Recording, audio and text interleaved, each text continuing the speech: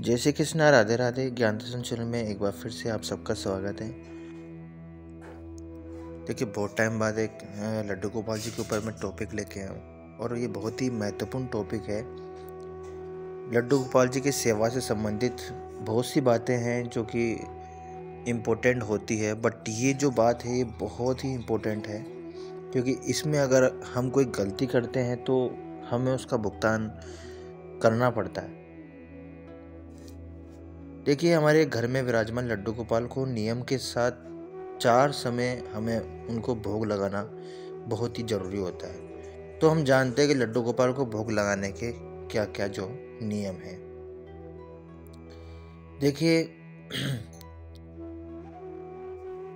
लड्डू गोपाल को खास भोग, बहुत से खास भोग हम चढ़ाए जाते हैं। और कुछ टाइम मतलब जैसे हमारी जो कृष्ण जन्माष्टमी आती है उसके ऊपर हम लड्डू गोपाल को 56 भोग भी लगाते हैं। और लड्डू गोपाल की पूजा के बहुत से नियम होते हैं, पर सबसे ज़्यादा जिस नियम का हमें ध्यान रखना चाहिए वो है भोग लगाने का नियम।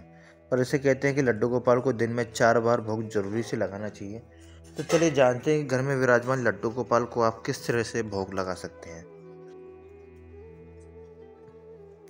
पहला जो भोग है वो लड्डू गोपाल को सबसे पहला भोग आप सुबह उठते ही लगाएं।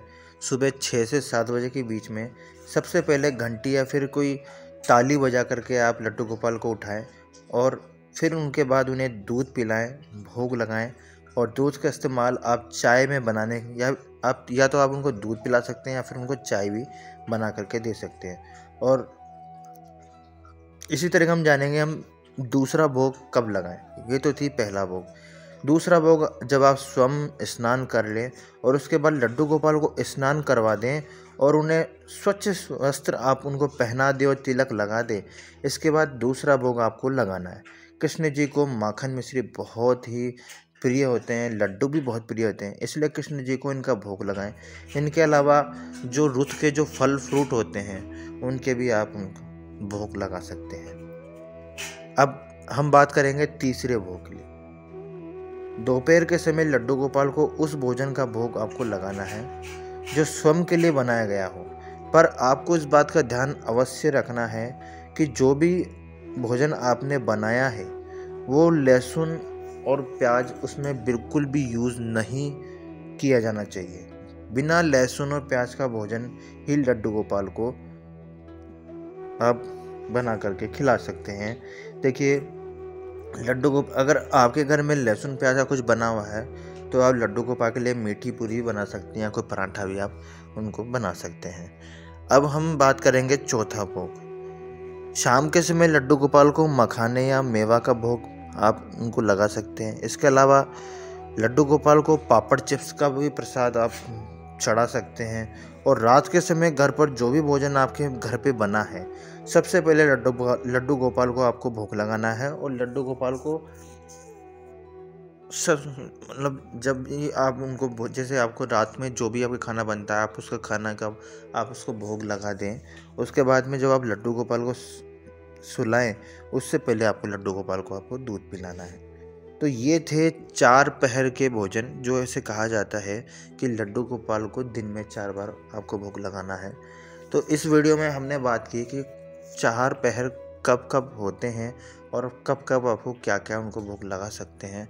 और अगर आप इस तरीके से लड्डू गोपाल को आप भोग नहीं लगाते हैं तो देखिए आपकी पूजा जो है एक तरीके से असफल ही मानी जाती है, क्योंकि आप कहते हैं कि लड्डू गोपाल एक बाल गोपाल है, एक छोटा बच्चा है। जब आपके घर में कोई छोटा बच्चा होता है तो क्या आप उसको सुबह और शाम को ही दूध पिलाते हैं? जी नहीं, आप उनको एक दिन में 4 बार दूध पिलाते हैं, क्योंकि वो छोटा बच्चा होता है।